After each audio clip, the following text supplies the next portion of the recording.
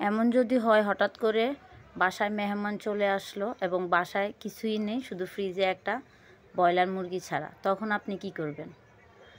বাসায় যে মশলা আছে ওই মশলা দিয়ে কিভাবে ঘরোয়া পদ্ধতিতে আপনি মেহমানদারি করবেন সেটাই শিখিয়ে দিব। আসসালামু আলাইকুম, আমি আসমা তোমাদের মাঝে হাজির হলাম নতুন একটি রেসিপি নিয়ে।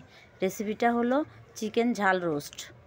চিকেন ঝাল রোস্ট তৈরি করতে হলে আমার যা যা লাগবে, ব্রয়লার মুরগি লাগবে 1 থেকে 1.5 কেজি ওজনের একটা ব্রয়লার মুরগি লাগবে, পেঁয়াজ, কাঁচামরিচ এবং ঘরোয়া মশলা, গরম মশলা যাই থাকে না কেন তেলে সুন্দর করে গুঁড়ো করে নিব। আদা রসুন বাটা প্রথমে আমি ফ্রাই প্যানে দিয়ে দিলাম, পেঁয়াজ 2 কাপ পরিমাণ, যেহেতু রোস্ট করব সেহেতু পেঁয়াজের পরিমাণটা একটু বেশিই লাগবে। আদা বাটা এবং রসুন বাটা দিয়ে দিলাম 2 টেবিল চামচ পরিমাণ। তারপরে দিয়ে দিলাম টমেটো।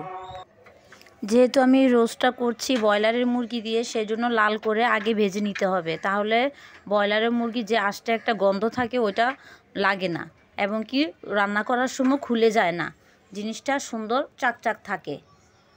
তারপরে আমি দিয়ে দিলাম আদা রসুনের সাথে দিয়ে দিলাম সামান্য একটু লবণ, একটু ভালোভাবে কষাতে হবে। কষিয়ে আমি দিয়ে দিব মরিচের গুঁড়া। যেহেতু ঝাল রোস্ট সেহেতু মরিচের গুঁড়ার পরিমাণটা একটু বেশি দিব, আমি 2 টেবিল চামচ পরিমাণ দিলাম। কাঁচা মরিচও দিয়েছি, তার সাথে আবার গোলমরিচও বাটা দিয়েছি। ভালো মতো কষাতে হবে। যেহেতু ঝাল রোস্ট সেহেতু ঝালের পরিমাণটা আমি সব দিক থেকে একটু বেশি দিয়েছি। তারপর দিব পরিমাণ মতো লবণটা যে যেরকম খায় ঠিক সেরকম অনুসারে দিতে হবে। তারপরে দিয়ে দিব হালকা পানি, যেহেতু মশলাগুলো একটু কাঁচা গন্ধটা যাতে চলে যায় সেজন্য কষানোর জন্য পানি দেওয়া হলো। পানিটা যখন বলক এসে যাবে তখন আমি দিয়ে দিব ভাজা মুরগির মাংসগুলো, দিয়ে ভালোভাবে নাড়াতে হবে যাতে নিচে মশলাটা পুড়ে না যায়।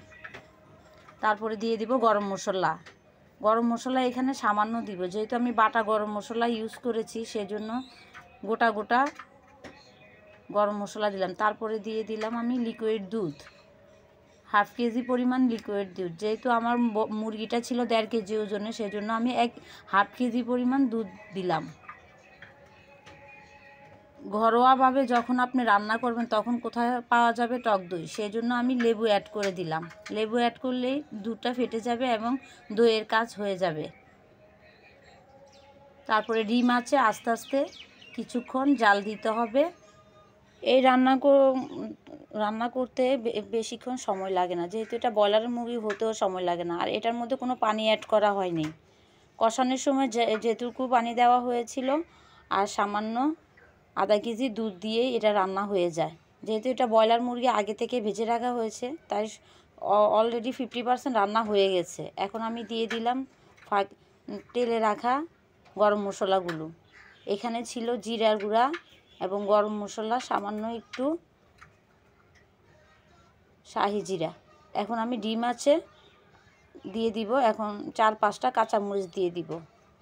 কাঁচামরিচটা এই জন্যই দিব দেখতেও সুন্দর লাগবে এবং এটা ফ্লেভার আসে। সামান্য একটু চিনি থাকলে চিনি অ্যাড করে দিয়ে দিবেন। এখানে কোনো পেঁয়াজ বেরেস্তারও কোনো প্রয়োজন নাই। এখন আমি ডিম আছে দিয়ে দিলাম, 5 মিনিট রেখে রান্নাটা ডান করে ফেললাম। এখন সার্ভিং ডিশে পরিবেশন করলাম। দেখো কালারটা কি সুন্দর লোভনীয় আসছে না? খেতেও কিন্তু দুর্দান্ত ছিল। অসংখ্য ধন্যবাদ আমার ভিডিওটি এতক্ষণ দেখার জন্য। ভালো থাকবেন, সুস্থ থাকবেন, আল্লাহ হাফেজ।